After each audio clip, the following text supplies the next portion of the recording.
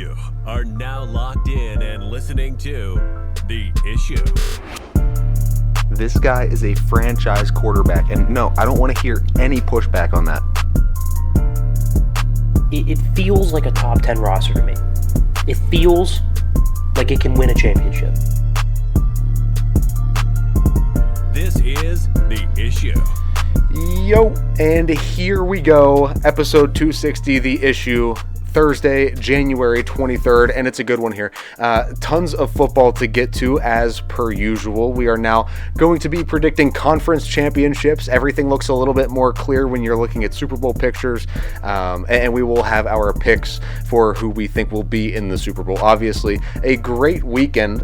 You look at some of the upsets, more specifically the Commanders beating the Lions, rolling into that NFC championship game, which is fantastic. I love to see it. Jayden Daniels played his ass off, and he's going to be the subject of discussion to start things off today. Yeah. I was shocked. I mean, you look at this matchup, and I'm very happy with how it turned out, to be honest. The only one that I wouldn't want to see there is the Chiefs, just because I'm sick of it. Well, and I've been buying Buffalo stock, so I of course want that to come true. So exactly. Yeah, I'm with Buffalo. I think the most interesting Super Bowl, I'm not going to give my exact pick right now, but I think the most interesting Super Bowl would be the Commanders and the Bills. Absolutely. And also, that was an instant classic in Philly, though. The Insane. Snow, that was a great game. The fumbles, the turnovers, the snow, it was such a good game. Yeah, it was solid.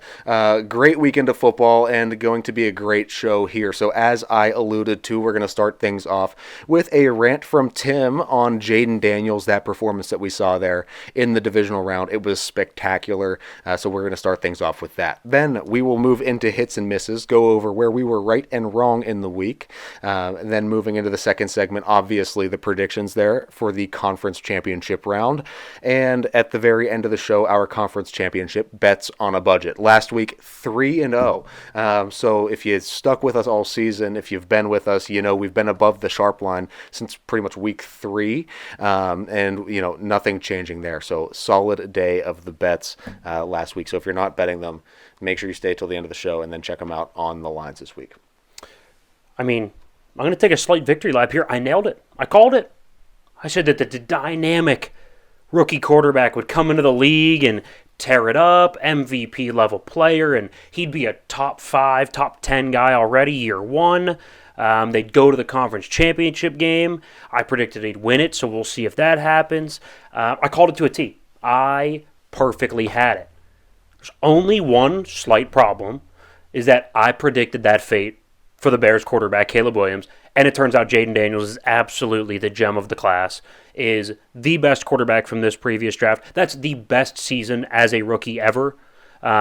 Stroud was close, but Stroud wasn't this good late game. Stroud wasn't this consistent, right? He'd still have those games like that game in New York in the rain last year against the Jets. I know he got hurt, I think 3/4 of the way through, but those types of games, he had those games. Jayden, outside of being hurt for, about a month with a rib injury where he wasn't as dynamic, he's been fantastic. I mean, by far, again, the best rookie quarterback, and that's the best rookie season of all time. It's not particularly close. I mean, have we seen a more composed rookie? Probably not. Have we seen a more accurate and consistent rookie as a passer? I mean, I hate to use the Lamar thing because they do look very similar. They play very similar. It's low-hanging fruit to say, like, oh, it kind of looks like Lamar. But he looks exactly like rookie Lamar. I think he's better as a passer. I think Lamar was better as a runner, a little bit more dynamic. He's a little bit faster, a little bit more elusive, but both still fantastic in their own right. But Jayden, again, is a better passer already than Lamar was as a rookie. He kind of looks like Lamar as a passer right now. Is there that big of a gap? At least I don't perceive there to be. He's accurate, completes almost 70% of his throws. His pass rating above 100. Touchdown to interception ratio is fantastic. Again, especially if you take out the month where he was hurt, he clearly had a broken rib. He's been fantastic. Started the year really strong. Again, had that 1 month dip. Ended the year obviously fantastic. They're on this run. But I mean, are we looking at a Derek Jeter type of guy, a Tom Brady type of guy? I'm not saying that he's going to become, all-time legendary, win multiple championships type of guy, but we'll see. He's only a rookie. But what I mean by that is he somebody who gets better when the lights are the brightest, gets better in the playoffs, gets better in big games, rivalry games, primetime games? Is he one of those guys? Because so far, All the data says absolutely he's one of those guys. He's 4-2 in the division. He's now 2-0 in the playoffs. Those are considered big games. Got to win your division games. Got to obviously win playoff games. I mean, just listen to all of the following numbers that I'm about to read you. Not even numbers. All these following stat categories I'm about to read you is where Jayden Daniels is better in the playoffs than he was in the regular season. More yards per game, more yards per attempt, better touchdown to interception ratio, higher completion percentage, higher pass rating. He's better in all the major stat categories in the playoffs than the regular season. I mean, he's unflappable. I'm so impressed, and I can't lie to you. If the Eagles do not get their Jalen Hurts problem solved, if they don't figure out the pass game, the Commanders may boat race them. I mean, they're not going to be able to just run the ball into the line of scrimmage, screen pass Devontae Smith. They're going to have to push the ball down the field. They're going to have to score 25-plus if they want to beat the Commanders, because they're going to put up 24, 25. If they don't get the Jalen Hurts, the whole passing game, the rhythm with A.J. Brown, the timing with Devontae Smith, if they don't get that figured out, they're in for something. They're in for a little bit of a backyard brawl, if you will, right? They're in for a dogfight if they can't figure out how to pass football, because we know they're going to score. I mean, they put up 36 against the Eagles last time they played. Oh, the big tough defense, they're so good, and Jayden turned the ball over 5 times. And they won. They put up 36 in that game. If the Eagles aren't ready, they're going to catch them off guard. And they shouldn't, because it's a divisional opponent. You've seen them twice. They shouldn't catch you off guard. They might. If you don't get it figured out, they will. Now again, to be fair, my argument was never Jayden Daniels can't play. My argument's been a little slender for my taste. I just put all my eggs in the Bryce Young basket, and clearly it didn't work out, so I was kind of iffy on slim quarterbacks. Clearly, he's a lot better than Bryce Young. Clearly, he's a lot better than almost any rookie quarterback. But we will see how he ages. That's been my only concern. How many hits can he take? And we already saw it once this year. For a month, he wasn't the same because of the rib injury. But mostly, he's done a very, very good job at avoiding hits. We'll see how it goes. We'll see how he progresses as a passer, see how he progresses as a runner, staying safe, avoiding the big hits. But I've been so impressed with him. I have been so impressed with Jayden Daniels as a rookie. Clearly the best rookie. I was wrong. I still think Caleb's going to be a star. I don't know if he'll ever be that. I think he's going to be good. May not be the same as Jayden Daniels. Yeah, he's been impressive. The thing that sticks out to me, so a few things. First of all, the Lamar comparison with Jayden.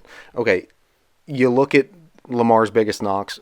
One of them is you can't win playoff games. Jayden just beat him in a playoff game. Or he didn't beat him in a playoff game, but he has won a playoff game going to a conference championship now while Lamar sits at home.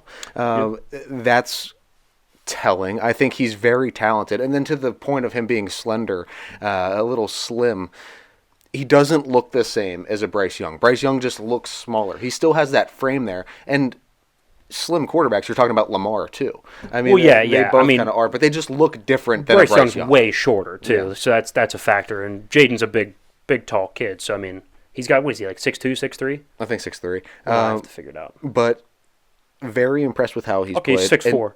He's 6'4". So he's tall. He's got the size. Okay. Yeah. The thing is, I 100% agree with you. They could give the Eagles a problem this week. If you watch the game and think that Jalen Hurts is good, I cannot help you. And I've said it for years. Now, I should have done the rant on this because I would have been absolutely fired up. People thought I was nuts when I said, put Gardner Minshew in there. It'd look the exact same. Put any quarterback that can move a little bit in the Eagles' offense, and it would look the exact same. And people for years, especially when he had that almost MVP season when they lost the Chiefs in the Super Bowl, you're an idiot. You're an idiot. Look at it now. Throwing for 100-something yards a game. If you said the Eagles lose, what would the reasoning be? Jalen Hurts didn't play up to standard. You cannot tell me he's not their weakest link from a player standpoint. I mean, he's the weakest. We could argue it's Sirianni or Hurts, but he is easily the weakest.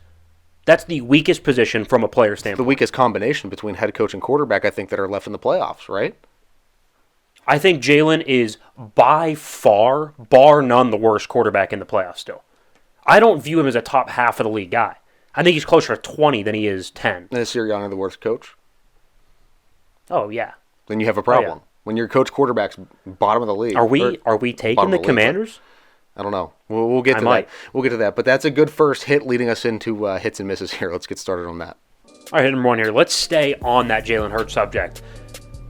I said it 3 years ago, the season before that they went to the Super Bowl, right?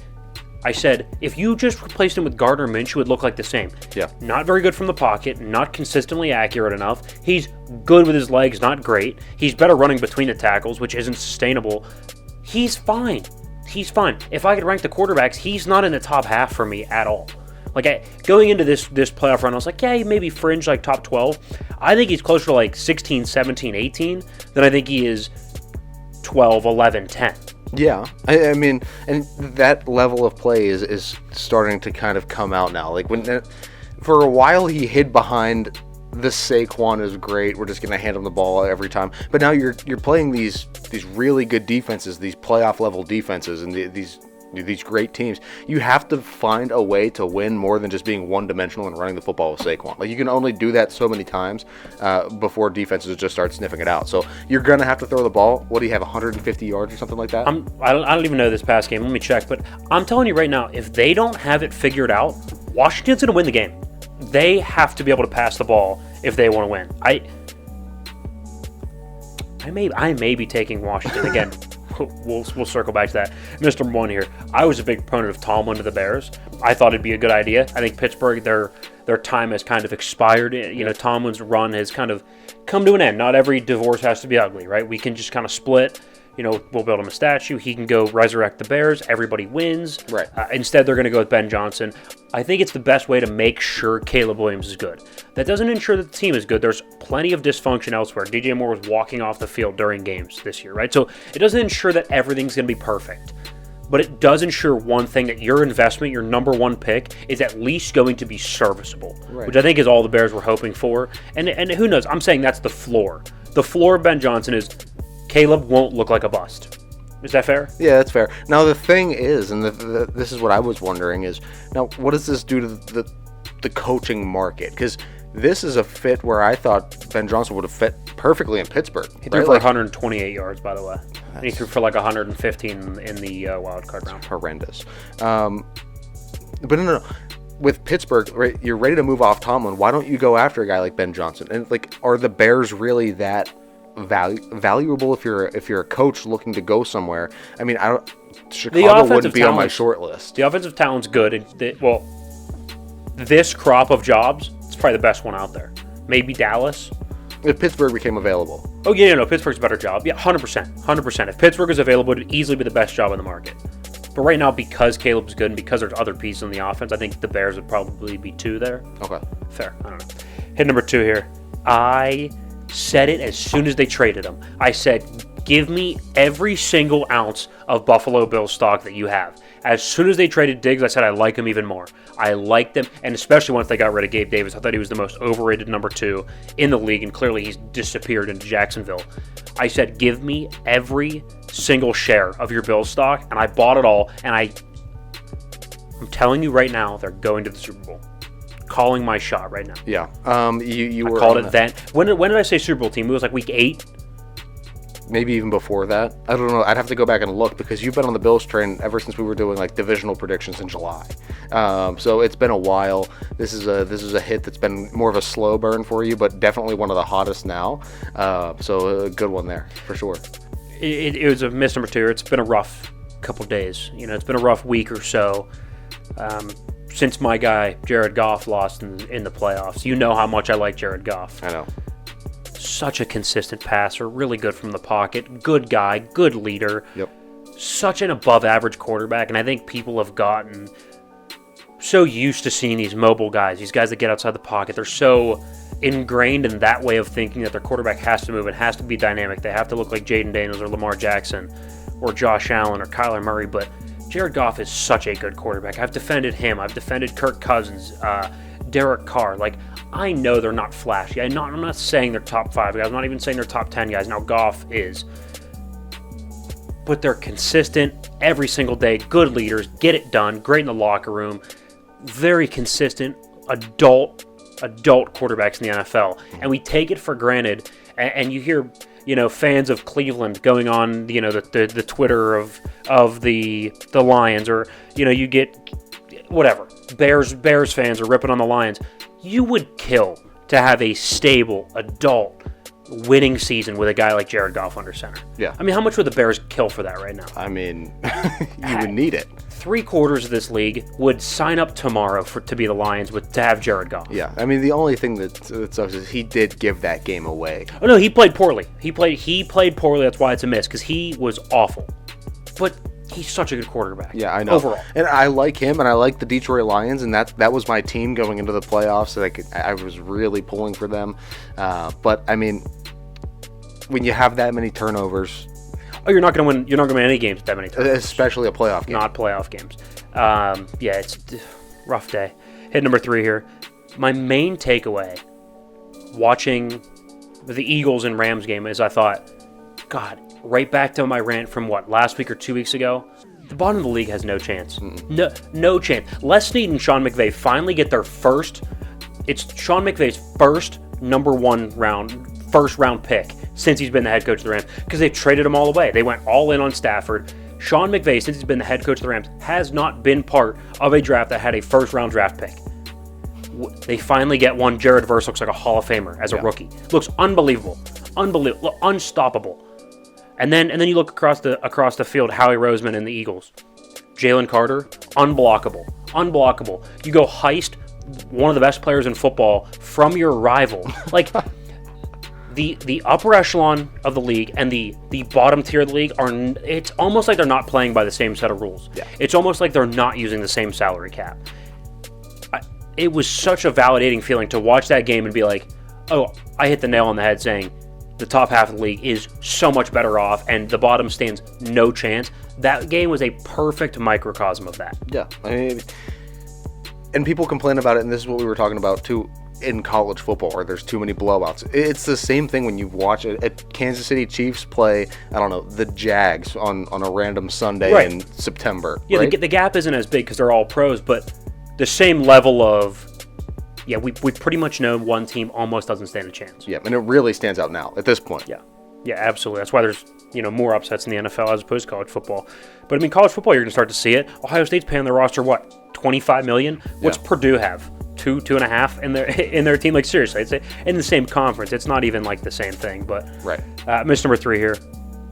This one's kind of sports related, more on the broadcasting side. I thought Tom Brady would be good. He's awful in the booth. Awful. He's just, it's not natural to him. It doesn't flow. It just feels like he's trying too hard, pressing too hard. Am I the only one that can sense that? No, it's weird. It's a weird dynamic. I feel like it's gotten better as the season's gone on, though. Very little. It started off really rocky, but at this point, I can tolerate it. But it's definitely not my favorite. He's he's not my favorite. Here's what really bothers me is they took Greg Olson off the number 1. He was the number 1 color analyst with Fox. Like, he was on the number 1 slot with Kevin Burkhardt. Like, that was the number 1 team, and Brady replaced him. I think Greg Olson is miles better, significantly better. All right, real quick. Do you like Tony Romo, though? No. See, I like Romo. I think he's fantastic. I think he's smart. I just think he's a little bit annoying. No, I don't like Collinsworth at all. He's growing on me, but I still don't like him. I like Aikman. I like Buck. Yes. Like, that duo is good. Yeah, that's an iconic duo. I do like Jim Nantz, though. Oh, Jim Nantz is he's and Iron Eagle. Iron Eagle's my favorite. Yeah. He's my favorite. That's the best voice for football. I mean, those are Hall of Fame guys, so. Yeah. Guys, that is hits and misses, so stick around in the second segment here. Right out of the break, we will have our predictions for the conference championship games, kind of give you some insight to our Super Bowl matchup before next week, and then we will get into some bets, the 5 best bets, or I guess 3, whatever we can find, really. We're in the conference championship now, so the list has been shortening every week, but we have been hitting. So all of that in the second segment. Don't miss it. All right, welcome back in. Post-divisional round, pre-conference championship weekend. We got the Bills going to Arrowhead. We have Washington going to the Link in Philadelphia. Unbelievable divisional weekend. People wanted to complain about the first round of the college football playoff, and I said the wild card round of the NFL has a 17-point differential. Right? Like, there's only a certain amount of good teams, and we saw it this past weekend. Looks like that number's about 8. Looks like that number's about 8 teams where you can get 4 unbelievable, competitive upsets, favorites, 4 great games. So it looks like that's the line of demarcation in the NFL, right? Like, when you expand it to 14 teams, you're going to get some Steelers in there that don't belong there, right? You're going to get those types of teams, and so you're not going to get as entertaining of games. Once you get down to 8 teams, gotta have it. You see the best come out, and you saw it in the college football playoff as well. Once you got past that first round, the games were pretty good. Yeah. They're pretty good. So either way, it was a great weekend. But however you did get here, whether that's YouTube, Spotify, Apple, iHeart, we appreciate it. Make sure you like, subscribe, all that fun stuff. Send it to a friend. Yeah, the big thing to me too is how quickly Washington turned things around. I mean, they went from unstable, tons of noise, owner running his mouth, name change, that whole drama-filled segment of time, to being a legit playoff team competing for an NFC championship and a bid to go to the Super Bowl. I mean, it's crazy. In just, 3-4 years, they've turned it completely around. I wouldn't even say, I'd say 1. Dan Quinn got hired. They had new ownership. This is the first year under new ownership. First year under new general management. First year under the head coach, the offensive coordinator, and the quarterback. Like, this was a 1-year flip, which is crazy because this is usually like a steps league. Like, usually you take, Lamar wins MVP, gets bounced in the first round, right? Plays well, wins a playoff game, then gets bounced, right? Like, another MVP looks better in the playoffs, still gets bounced. Like, next year, the year after, you'd expect him. That's when he's got to get a Super Bowl. Yeah, so, I don't know. It's a steps league, and they turn it around 1 year. It's crazy. It's almost like when you have poor ownership and poor management in the upper levels, and you just get rid of them and you replace them. The product is the product is. The New York Jets should take some notes. They're just a bit north. Oh yeah, but they're instead going to let their teenage sons decide, player and roster management based off Madden ratings. Why not? I can't believe that was a real story. No, seems like the Jets, though. Anyway, we have our picks here, the conference championship picks. Not going to be very long, but we are going to dive a little deeper into things than we normally do. Yeah, I was going to say, let's get into it. Let's go over each of their paths to the game. I think that sets up the game at hand. So we'll start with Washington, Philadelphia. Obviously, Philadelphia ends last year poorly. They go on that. They lost 6 of 7 down the stretch, get blown out in a playoff game. They then this year they go get Saquon Barkley. You have Jason Kelce retire. Thank God Lane Johnson stays. You replace your guard and center up the middle with Mekhi Becton, and what Cam Jurgens, the guy that steps in for Travis Kelce, has been seamless. Saquon Barkley has had an usher service to the end zone for most of the year. They've been fantastic. Obviously, they had A.J. Brown, Jalen Hurts. And then you look at one of the biggest things for me, we can rip on Nick Sirianni, and I think there's issues, obviously. I think the maturity is a big problem. Yelling at fans, talking to Zach Ertz after their regular season matchup on the field and getting into it. Like, things like that bother me, yes. But at the end of the day, he wins. And he can build a staff. Build a really, really good staff with Jonathan Gannon as his defensive coordinator. He's now a head coach. And Shane Steichen as his offensive coordinator. He's now a head coach. Now, he missed on the second two. He missed on, Brian Johnson was the OC last year, and I honestly even forget who the DC was last year for them. Whatever the case may be, able to see it, pivots quickly, and now we'll see. I don't think Kellen Moore's a rock star, but clearly something's clicking, and Vic Fangio has been really good on the defensive side. Yeah, and I mean, I would say Saquon is the biggest addition of the offseason as well. The biggest free agent signing. Absolutely. Anything that you could have gotten there in the offseason. Fantastic job. They did a good job. I know this is going to sound crazy because he's been so good. Who's been a bigger acquisition, him or Vic Fangio? I want you to think about that for a second. Saquon. I want you to think about that for a second. Think of it more as a baseball stat, wins above replacement. Don't get me wrong, Saquon's great. Would they still have won, 13 games with DeAndre Swift, but their defense be awful? Like, their defense was bottom of the league awful last year. Yeah. They are number 1 in almost every stat category that matters. I'm just saying, to me, that has won them more games above replacement. Yeah, but let's take their defensive coordinator from last year. That is quote unquote replacement. How much better has Vic Fangio been? 30 slots. If you ranked them 1 through 32, 30 slots worth. I mean, he's been a lot better, but I mean, it's a weapons league. It's an offensive league, so I think Saquon added so much there. Fair. And let's flip over to Washington then. Who do we think added more? It's tough because let's put Jayden and Cliff Kingsbury as a package deal. Okay. Who do we think affected this team more? Dan Quinn is the head coach, culture setter, clearly knows personnel. That defense has turned around. They're not great, but they went from awful to slightly above average on defense. Or Cliff Kingsbury, Jayden Daniels. Cliff Kingsbury, Jayden Daniels, for sure. Because, I mean, you look at teams, the Pittsburgh Steelers have great culture. They have a great culture in their organization. It's a very stable, well-run organization. When a quarterback, you're not going to be very good. They're not in conference championship games. Yeah, exactly. Yeah. No, I completely agree with that. I think it's Vic Fangio with the Eagles, but I definitely agree with you that it's Jayden Daniels and Cliff Kingsbury. Because, like you said, it's a weapons league. It's more so than just weapons. It's a quarterback league. Right. It's a quarterback league. If you don't have the guy, I like Indianapolis' roster. Quarterback, take quarterback out. Does Indianapolis have a markedly worse roster than the Commanders?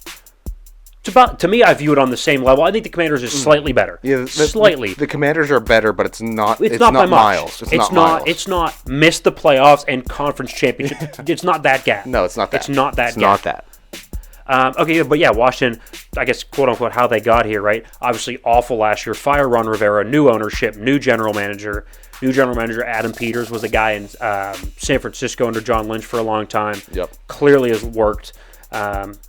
Bringing a lot of new guys, and obviously nailing the most important draft pick in Jayden Daniels. 100%. Nailed the staff. Has Dan Quinn up top, Cliff Kingsbury. Is Cliff the best coordinator in football? He has an argument. At least this year. I'm talking this year. This season, he has an argument. What he was able to do with a rookie quarterback and the development that Jayden showed, it's insane. Unbelievable. It's insane. And, I mean, this is a team that can beat you in multiple ways. They can run the ball. They through the playoffs, one of the best rushing teams. One in the playoffs, but two in the league. Well, they're able to chew the clock, and Jayden can run as well. Yes. So running the football, great. And then you have the weapons on the outside, too, with your scary Terry and Jayden Daniels, that combo there. Fantastic. So let's go through. We'll get to who we like. Let's go position group by position group. Who would you take at quarterback between these two teams? I would take the Commanders. I would take the Commanders as well. Running back, I think, is fairly easy. We'd go Eagles. Yep. I would say offensive line is Eagles as well. Yes. But not by much. Not by much. On the surface, you would say wide receivers Philadelphia. But remember who's throwing them the ball. Right. You have a guy that's thrown for 115 yards in the last two games. Jayden put up 299 against the Lions. I know it's the Lions, but put up 299 against the Lions. Hurts doesn't have 299 for the playoffs. Right. And you look at it from a matchup perspective here, too, where you have really good weapons for Washington. But who's covering them for Philadelphia? Sure. I mean, their defense is getting thin. Well, Quinyon Mitchell's good, but outside of that, you're right. There's a drop-off. Slay is okay here and there. I would say right now, how they're playing right now, let's take the name out of it. I think I would take Washington. I think their receivers are playing better right now.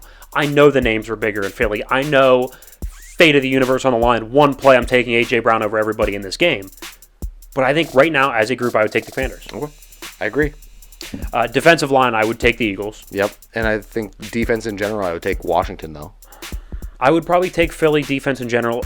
Position group by position group, I'd go linebackers and safeties for me would be Washington. I would put the DBs slight edge for the Eagles. Marshawn Lattimore hasn't been very good, but it's close. It's close. Yeah. So, who do you like in this football game? Walk me kind of through what you envision this game being. Okay. I think Philadelphia starts out hot running the football. They're going to try to ground and pound their way, open things up early on, and I think it's going to catch Washington a little bit off guard. It's going to be a lot of running. I think a low-scoring first half is what we're looking at. Probably something like, I don't know, you're probably going to see a score of like, it wouldn't shock me to see like 13-10 at half or something like that. Okay. And then you come out of the half, I think that's when Washington really opens things up through the air. Finish it. I'm going to finish it 33-30. Oh, so Commanders. So high-scoring second half. 33-30 Commanders. I think the defenses fall apart in the second half. As of right now, it doesn't look like there's going to be a ton of weather. So, yeah, I agree. I think Philly's going to try to establish the run. I think you're going to see a sellout for them to stop the run. I think it's going to be kind of effective in the first half. You've seen Dan Quinn's defensive schemes. He was fantastic in Dallas last year. I think they're going to be able to stop the run early, and I think that's going to force Jalen Hurts to have to pass the football. I'm not, by stop, I mean not let Saquon go nuts. I still think Saquon's going to get his, but I don't think you're going to see a 200-yard performance like he did against the Rams. I think they're going to hold him to about 40, 45 yards in the first half, which is still serviceable, maybe a touchdown. I think it's going to force Jalen Hurts to have to pass. I don't think he's 100% with his legs. So he's not going to be able to get outside of the pocket. And I'm not sure he's going to be able to drive the ball down the field. So I think Washington's going to be able to capitalize, maybe get a turnover off Jalen. So I actually like Washington to kind of ambush him a little bit at first. I like Washington up 17-13 at half. Then I like everybody to kind of settle in a little bit. The counter punch from the the quote unquote reigning champ here with Philadelphia, the more experienced seasoned team. They're going to go up 20. So what? They have 17. They're going to go up 27-21 or 27-24 on the Commanders. Jayden Daniels, late game. I'm going 31-27 Washington win. 31-27. 31-27. Okay. I like it. So you're looking at a 4-point spread. I'm looking at what, 3? Yeah, and Washington's a 5.5-point dog. So, yeah, that's fantastic there. We will get to that in Bets on a Budget. Yeah, absolutely. Okay, so let's go Bills, Chiefs. Obviously, Chiefs, 2-time defending champions. Not a ton to say there. Bills, though, however, had a much more interesting offseason, right? You get rid of Stephon Diggs. You get rid of Gabe Davis. Joe Brady enters his first full season as a play caller. Last year we saw, once he took over for Dorsey late in the season, you saw the run game pick up. James Cook started to come into his own. Josh was playing more efficient, more under control. Mm-hmm. We saw a lot more of that this year. It was just an extension of what we saw last season as well. This, to me, may not be the most explosive, may not be the most fun to watch. I think this is the best Bills team that Josh Allen has had since, in the Josh Allen era, let's say that. For sure. The best version of them that we've seen, and I do believe that they tried to mirror almost what the Chiefs did, where, we don't need our big number one receiver. We got Josh Allen. We have one of the best quarterbacks in the league. He'll make the throws. Anybody can catch that. So I do like what they've done. I think they're very strong right now. I think this is the best version of Buffalo to play the Chiefs. If they're going to beat them in the playoffs, if they're going to beat them in a conference championship, and they're going to finally flip that script, this is going to be the year to do it. No, I completely agree. For the Chiefs, it's weird because at the end of the day, we know that football is all about winning, right? Basketball is about style, and the MLB is a lot about history, and these leagues have the number one thing that they're really, really focused on. The NFL, it's like, dude, just win. Yep. Just win. Eli Manning is a 500 quarterback in his career. The dude just won when it counted. He'll forever be enshrined in NFL history. He'll be a Hall of Famer. Can't tell the story of the NFL without him. Beats Brady, beats Belichick twice. Just win. And the Chiefs have just been winning, but we're all still a little bit skeptical. It's like, when's the hat going to drop kind of thing? How often are they going to keep getting away with narrow victories, with getting the call here, getting the call there, being able to escape on a blocked kick, a missed field goal, a penalty on their team? How many times are they going to be able to play with fire and not get burned? I think we both feel like they're going to get burned here. I think so. And I think it's going to be wildly evident that Josh Allen is right on par with Mahomes. In terms of a skill standpoint, yes. Yes. Couldn't agree more. This game, how do you see it going? I think it's going to be back and forth. I think you're going to see a little bit of the OG Chiefs. A little bit of the, sling it around a little bit. Xavier Worthy. Hollywood Brown healthy? I think so. DeAndre Hopkins. OG, vintage Travis Kelce. I think it's going to be a little bit of a shootout. Then late, you're going to get whoever makes the last defensive stand. I'm going to go 31-30. Bills get a stand late. Okay. I am going to go complete shootout. I don't think either of these defenses are really going to show up much. I mean, maybe in the first half a little bit while they're still trying to feel each other out. But I think it's going to be a shootout. I think Josh Allen is going to be the sole reason that the Bills win this game. I think he's going to go crazy. When it comes down to it, you have to stop him in the run game as well. I mean, he's going to pull the ball. He's going to take off on you. But the thing is, he's like he's like a truck trying to tackle him. He's different than Mahomes. The play styles are completely different. I see a gunslinging Josh Allen coming out. I see the Bills winning. Call it, 38-35. They win with the last second field goal. I had a feeling you were going to say 38. Okay, interesting. I like it. It's going to be high scoring. All right, let's go. A lot of offense. Yeah, I like it. So we like the Commanders and the Bills. The Commanders, the Cinderella team, the dark horse for everybody. We like them, and the Bills moving on to the Super Bowl. And what a hell of a Super Bowl matchup that would be. That'd be fantastic. Are you kidding me? That'd be sick. It's weird because I think the Bills would boat race them, and I think Philly's actually, weirdly enough, a better matchup for the Bills in terms of big on big, talent on talent. But I just like Washington. I mean, a Philadelphia-Buffalo Super Bowl would be cool, too. It'd be good, too. Yeah, it'd be a good game. I just want to see Buffalo in it. All right, let's go ahead and go into bets on a budget. We have, obviously, the spreads for both these games. Yep. And we have 2 prop bets. You're going to laugh at one, probably agree with the other. So, obviously, these are both underdogs. So, I think you would imagine if we picked them both to win outright, I think you would guess we like them both on the spread. Washington's getting 5.5. That's crazy. In a divisional game where the most recent one was decided by 3 points. The one before that was decided by like 8, so it's at an average of like 5. And I exactly 5.5. So yeah. So I like the game to be close, especially, and I said it going into the Lions game. Now I didn't think they'd win, but Jayden has that ability in the fourth quarter to just make it close. If you can keep it close, Jayden will continue to make the opposing team's fans bite their nails, for lack of a better term. Like, he's going to keep it close. He's going to give you a chance to win in the fourth quarter. Washington plus 5.5. Yeah, and you can see the Eagles starting to decline a little bit. Try to not decline, but just kind of they can't pass the ball. No, they can't pass the ball, and that's going to become a real problem. I love the Washington line. I'd like them outright. Give me the Commanders. Yeah, I agree. And Buffalo's, this is basically a pick'em game, but they're a 1.5 underdog. I like them to win. It's a Buffalo game. Yeah, I like them to win. We just talked about that. And if they're getting points, I'll take it. All right, now these are the prop bets. Now take it easy on this first one. Let me give you my explanation. I'll tell you, Olamide Zaccheaus, anytime touchdown score plus 425. Olamide Zaccheaus is like the number 2 or number 3 receiver for the Commanders. If you guys aren't fully entrenched in football, you may not know that. Like, I'm not trying to be mean here. Casual fan probably doesn't know who Olamide Zaccheaus is. They wouldn't have known that, he started his career at Atlanta. It's a whole thing. Whatever. People don't know that. People don't know that, He ate honeycombs before he went to school every morning. Right, like, it's Olamide Zaccheaus. Like, how do you not know Olamide Zaccheaus? But, so, let me explain to you my thinking behind it. The reason I like Olamide Zaccheaus, people don't know he went to Virginia. But anyway, the reason I like it is because Quinyon Mitchell, the rookie DB, now granted, he got a little bit banged up and missed most of the game against the Rams. After their number 1 and 2 DBs, there's a fairly large drop-off in Philly. I think Scary Terry's going to get the clamps a little bit. I don't think Terry McLaurin's going to be as much of a factor. I actually think Olamide Zaccheaus is going to get almost 10 targets, and I do believe one of them is going to be a touchdown. I think somebody's going to have to step up, because I think Scary Terry's going to be limited with Slay bracketing him and Quinyon Mitchell and DeJean over the top and Blankenship on a bracket.